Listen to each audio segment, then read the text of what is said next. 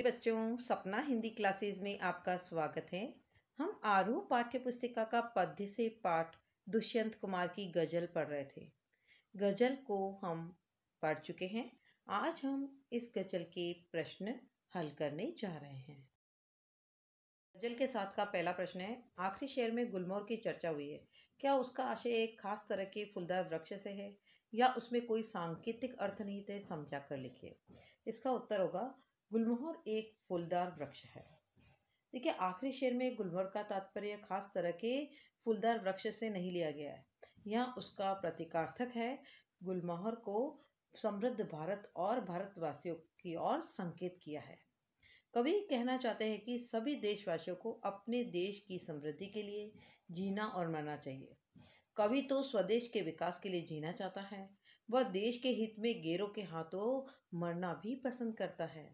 प्रश्न नंबर 2, पहले शेर में चिराग शब्द एक बार बहुवचन में आया है और दूसरी बार एक वचन में। अर्थ एवं काव्य सौंदर्य की दृष्टि से इसका क्या महत्व है? इसका उत्तर होगा पहले चिरागा शब्द बहुवचन है और दूसरी बार चिराग शब्द एक वचन है। दोनों बार चिराग का अर्थ दीपक से है, किंतु यहाँ चिरागा का प्रतीकार्थक अत्यधिक सुख सुविधाओं से है और चिराग का प्रतीकार्थक एकमात्र सुख से है। यह कवि कहना चाहते हैं कि आज़ादी से पूर्व देश के राजनेताओं ने तय किया था कि देश के हर घर में सभी सुख सुविधाएं होगी, किंतु हमारा देश स्वतंत्र हो गया। उस समय के भ्रष्ट राजनेताओं के कारण देश के लिए तो क्या, एक शहर में भी कोई सुविधा उपलब्ध नहीं हो पाई है। प्रश्न नंबर 3, गजल के तीसरे शेर को गौर से पढ़ें। यहाँ दुष्यंत कुमार का इशारा किस तरह के लोगों की ओर है? प्रश्न नंबर 3 का उत्तर होगा, तीसरा शेर था, न हो कमीज तो पाँवों से पेट ढक लेंगे, ये लोग कितने मुनासिब हैं इस सफर के लिए। तो यहाँ पर उन लोगों के बारे में बताया है जो संतोषी हैं, उत्साहहीन हैं, दीनहीन हैं, भाग्यवादी हैं। ऐसे लोगों की ओर यहाँ पर संकेत किया है जो हर विपत्ति को सहन करने के लिए तैयार रहते हैं। वे पूरी तरह भाग्यवादी बन चुके हैं। वे जितना मिले उसी में संतोष कर लेते हैं। उनमें अपने उद्धार की कामना भी शेष नहीं बची है। प्रश्न नंबर 4, आशय स्पष्ट कीजिए। तेरा निजाम है सिलदे जुबान शायर की, ये एहतियात जरूरी है इस बहर के लिए। इसका उत्तर होगा, इन पंक्तियों का आशय है कि कवि शासकों से कहना चाहता है कि राज्य तुम्हारा है, तुम सर्वशक्तिशाली हो, तुम चाहो तो अत्याचार के विरुद्ध लोगों को संघर्ष के लिए प्रेरित करने वाले शायर की जुबान सिलवा सकते हो, अर्थात उसकी बोलती बंद कर सकते हो, उसके लेखन कार्य को रुकवा सकते हो।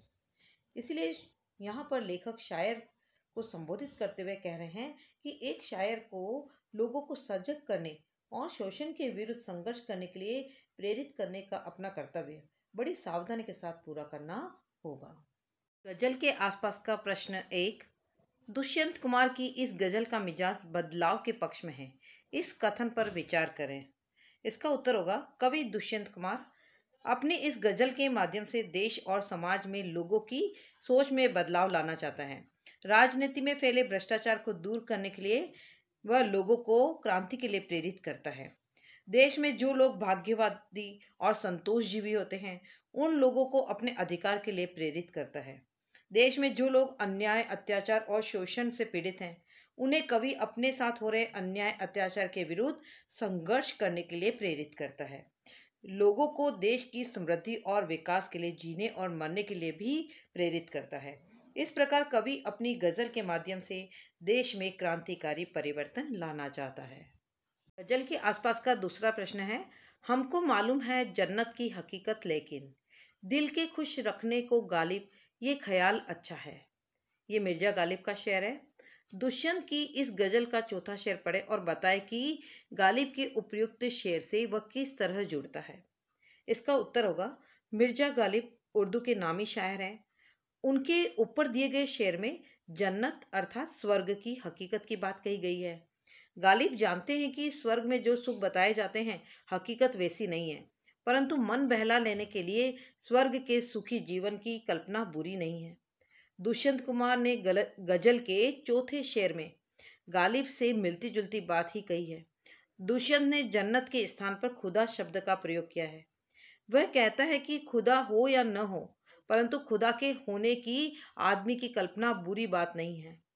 कम से कम मन बहलाने के लिए एक खूबसूरत दृश्य तो सामने रहता है। जन्नत और खुदा दोनों ही आदमी की कल्पना की उपज है, क्योंकि ईश्वर को किसी ने देखा नहीं है, स्वर्ग को किसी ने देखा नहीं है, और यह कल्पना उसको सुखद प्रतीत होती है। इस प्रकार दोनों ही शेर एक दूसरे से जुड़े हुए हैं। गजल के आसपास का प्रश्न 3। यहाँ दरख्तों के साए में धूप लगती है। यह वाक्य मुहावरे की तरह अलग अलग परिस्थितियों में अर्थ दे सकता है। मसलन मसलन का अर्थ होता है उदाहरण के रूप में, जैसे यह ऐसी अदालतों पर लागू होता है जहाँ इंसाफ नहीं मिल पाता। कुछ ऐसी परिस्थितियों की कल्पना करते हुए निम्नांकित अधूरे वाक्यों को पूरा करें। क वाक्य है, यह ऐसे नाते रिश्तों पर लागू होता है जहाँ सच्चे स्नेह के स्थान पर छल कपट और दिखावटी व्यवहार होता है। ख, यह ऐसे विद्यालयों पर लागू होता है जहाँ विद्यार्थियों को अच्छी शिक्षा नहीं दी जाती। यह ऐसे अस्पतालों पर लागू होता है जहाँ रोगियों का इलाज करने में लापरवाही की जाती है। यह ऐसी पुलिस व्यवस्था पर लागू होता है जहाँ सुरक्षा के स्थान पर भय मिलता है।